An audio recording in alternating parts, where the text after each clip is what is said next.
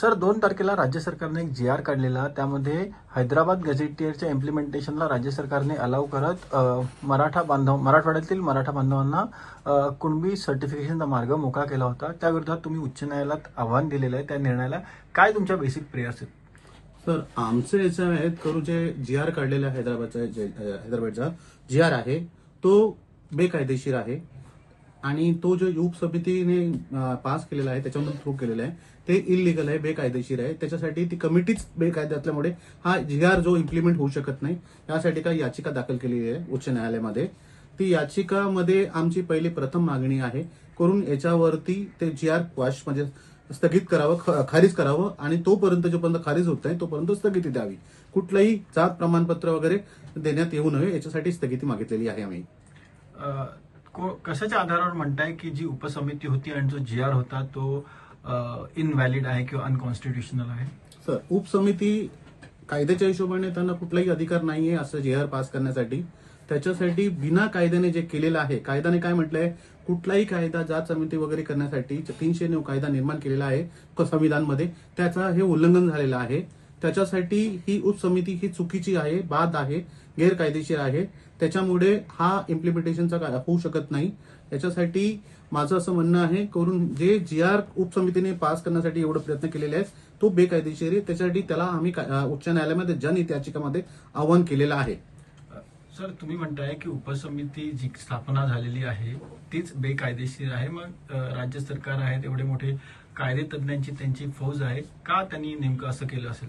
Sir, उच्च न्यायालयाने सर्वोच्च न्यायालयाने आधीच तो कायदा निर्माण केलेला आहे करून बाबा काय कुठली कमिटी कशी असली पाहिजे, कोण कोण असलं पाहिजे कायद्यामध्ये निर्माण करण्यासाठी, या रिझर्वेशनसाठी हे आधीच ठरवलेलं आहे. आणि जेव्हा एकदा ठरलेलं आहे संपूर्ण म्हणजे मोठ्या बेंचने सर्वांनी हे ठरवलेलं आहे, त्याचा कुठलाही राज्य सरकार याच्या विरोधात जाऊ शकत नाही. अगर त्यांनी जे समिती निर्माण केली आहे उच्च न्यायालयाच्या जजमेंटच्या अगेन्स्टमध्ये ते बाद आहेत, बॅड इन लॉ आहेत, वाईड इन इश्यू आहेत आणि अल्ट्रा वायस आहे. त्याच्यासाठी माझं असं म्हणणं आहे करून जी समिती निर्माण केलेली आहे ते बेकायदेशीर आहे. सर, तुम्ही म्हणताय की सगळं जी.आर. बेकायदेशीर आहे, मात्र त्यात डायरेक्ट रिझर्वेशन न देता आपण बघतो की ग्रामसेवक असतील किंवा ग्राम पातळीवरती देखील त्यांनी एक समिती स्थापन केलेली आहे. ती तरी वाटते का की तो जी.आर. आहे, तो मुद्दा तो तरी कायदेशीर आहे किंवा कायद्याच्या कसोटीत टिकू शकेल?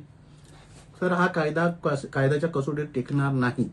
सुप्रीम कोर्टाने आधीच हा निर्णय काढलेला आहे, ते स्थगिती केलेली आहे. तो आपल्या उच्च न्यायालयाने स्थगिती केली आणि त्याच्यावर स्टे आहे सुप्रीम कोर्टाचा आणि हा विषय पहिलेही डिसाईड झालेला आहे. त्याच्यामुळे हा कायदा कुठलाही याच्यामध्ये टिकणार नाहीये. हा सर्व म्हणजे 1 किंवा 2 तारखेमध्येच हा रद्द होऊन जाईल. साहेब, काय राज्य सरकारने पुन्हा एकदा मराठा बांधवांची फसवणूक केली असं वाटतं? सर, सर्वांना माहिती आहे फसवणूक केली आहे किंवा नाही मी सांगता येणार नाहीये. पण प्रथम दर्शनी ते हेच दिसतंय करून चुकीचा कायदा पास करून मराठा माणसांना म्हणजे एवढे मराठी बांधव आहेत, मराठा जे आहेत त्यांना फक्त म्हणजे फसवण्यासारखंच केलेलं आहे. कारण त्यांना माहिती आहे कायदा जो पास केलेला आहे, गॅजेट जो पास केलेला आहे तो कायद्याच्या चकवटीमध्ये फसणारच नाही. त्याच्यासाठी त्यांना खोटे आश्वासन देऊन हा गॅजेट असं गाजर दाखवून केलेला आहे. सर,